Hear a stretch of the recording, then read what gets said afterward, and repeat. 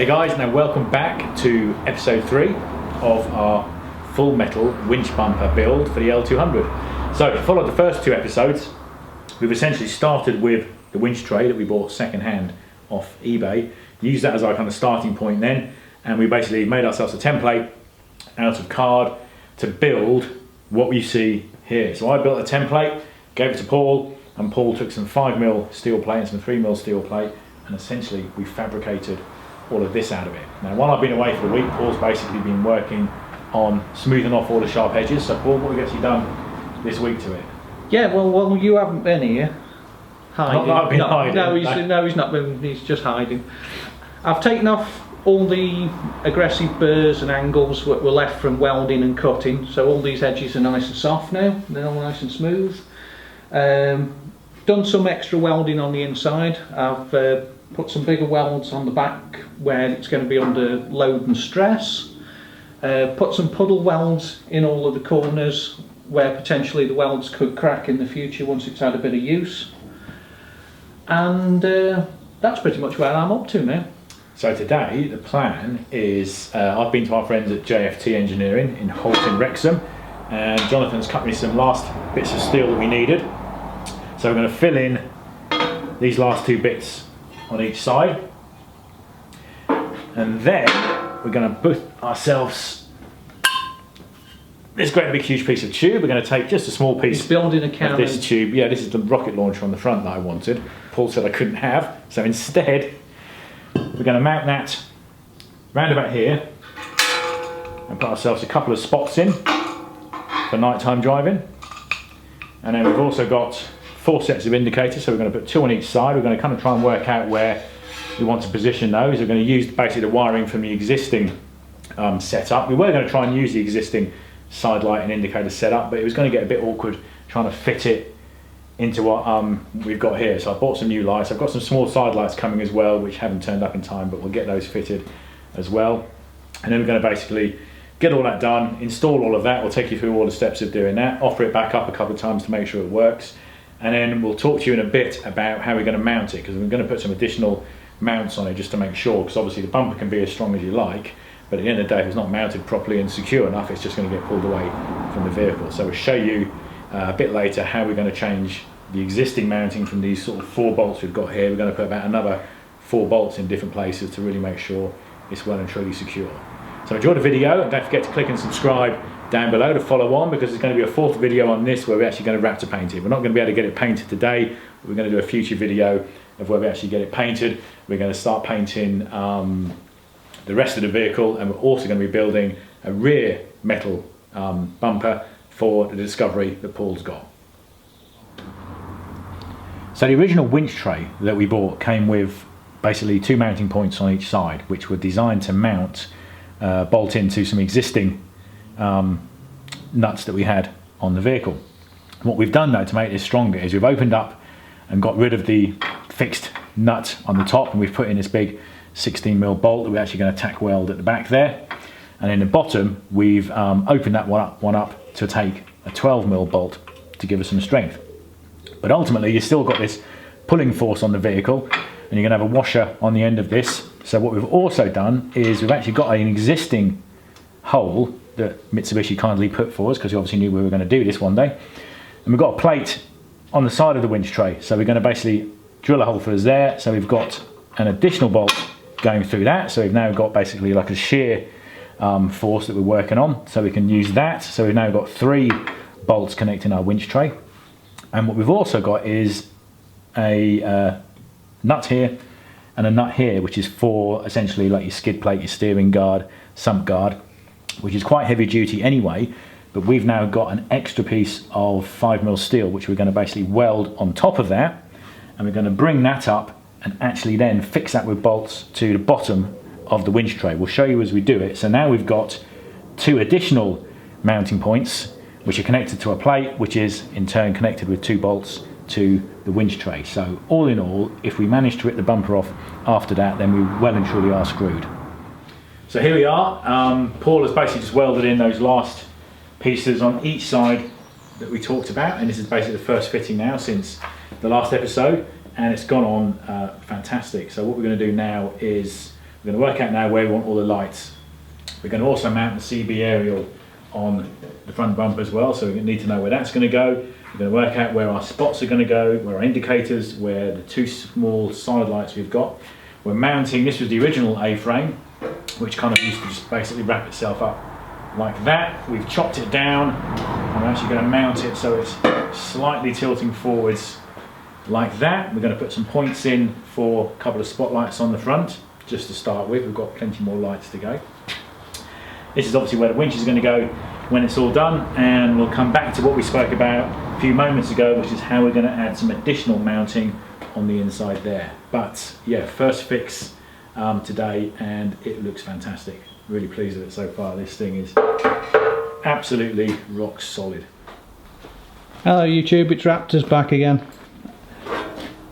As you can see, I've cut a hole in the bumper, ready for this tube to go in, and trust me, it does fit. It's not going to sit like that. But these are where the spotlights are going to be going, and on this side, that one's already in.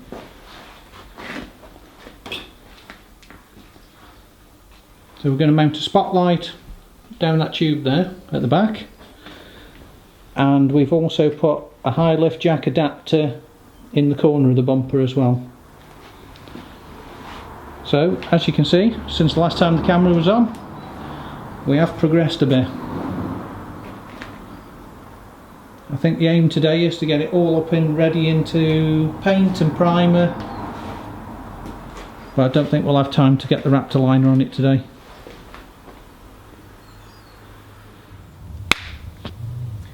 So we're moving ahead. Lights are in now for our spots. So basically what we did is we used plasma cutter to cut the hole out here. Paul inserted these, he's welded them up. We've left a little kind of eyebrow on them because we were looking originally to maybe blend it all in, but then of course we thought water's going to run down the bumper, sit in a pool here all the time, so we've actually left the eyebrow look in. We've tacked what was the old A-bar in place now. We cut it down, we've tacked it in place. We're going to finish welding that. Got the CB aerial mounted. So we are actually starting to look now like the end is in sight. A few more things to do yet. We're going to take it off again in a minute. Indicators to put on, wire everything up, put some brackets in to hold these spotlights in place, and then we're going to basically put some red oxide all over it just to protect it for a while until we get around to actually doing the final Raptor paint on it. So a few more hours work, and we'll join you again in a bit and see how far we've got.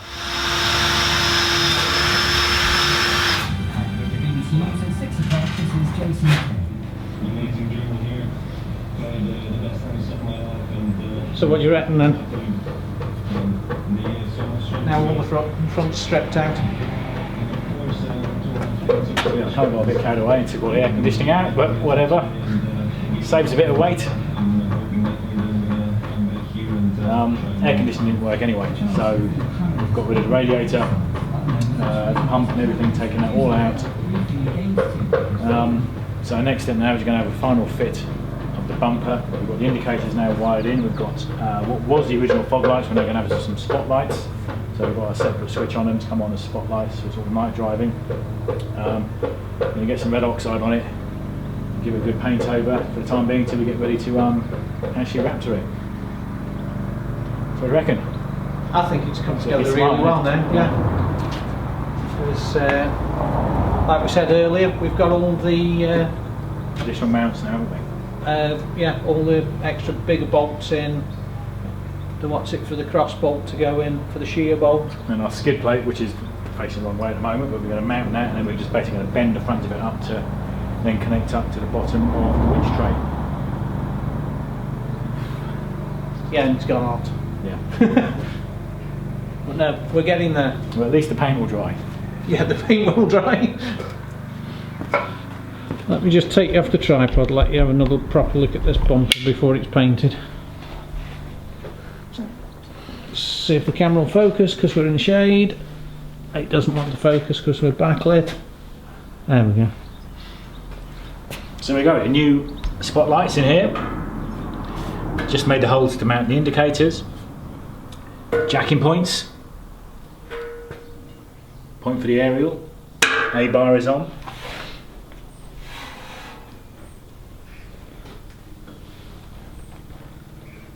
And we're not too concerned about getting an absolutely flat finish now that we're buffing this up, because we're going to paint it in Raptor, which is very forgiving. It's going to have a thick old coat which is going to fill any sort of pitting and any holes. So we're certainly not going to spend, you know, hours trying to get it looking absolutely spotless. Yeah, that's just not going to happen. Just sitting over the flat disc, grinding it all down. Show you the back. That's better. You can actually see that because it was in shade before. So obviously these will actually sit flush once I've tightened it up quite tight, so that will sit flush though. But yeah, get a coat of paint on it now and see how we go.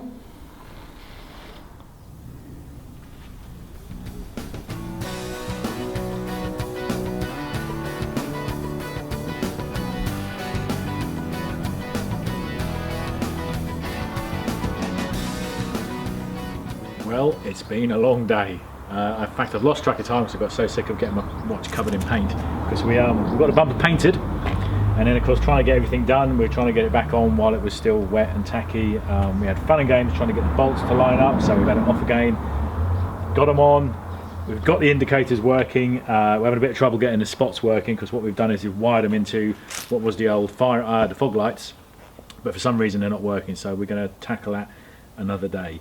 But yeah, we've got this all on. It's secured. It is Not going anywhere. not going anywhere. No. And as we said, it's going to be Raptor painted. So you know, we're not going to spend hours and hours now trying to get everything dead smooth, because this stuff goes on so great. It's so forgiving. You put it on nice and thick, and it's just going to cover all that That's up. what it does. Yeah, it's going to be when it's done in black. I mean, it looks great now in the red oxide, but when it's finished in black, this thing is going to look absolutely awesome.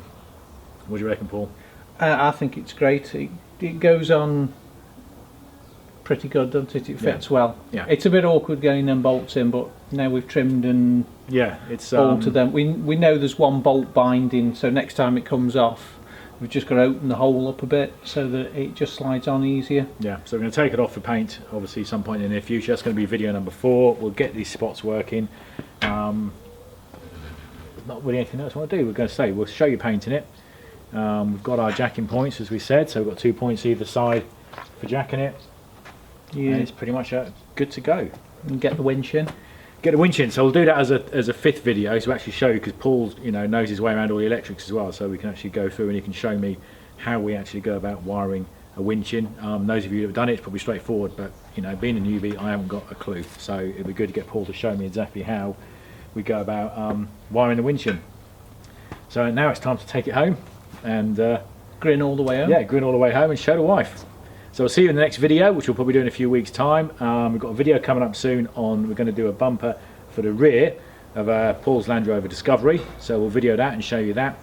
And then what we'll do is we'll Raptor both of those up in the same video, and we'll show you how we get everything ready and just go how through we the load steps Raptor for that. on. Hope you enjoyed the video. Don't forget to click and subscribe below, and we'll see you again soon. Goodbye. Cool.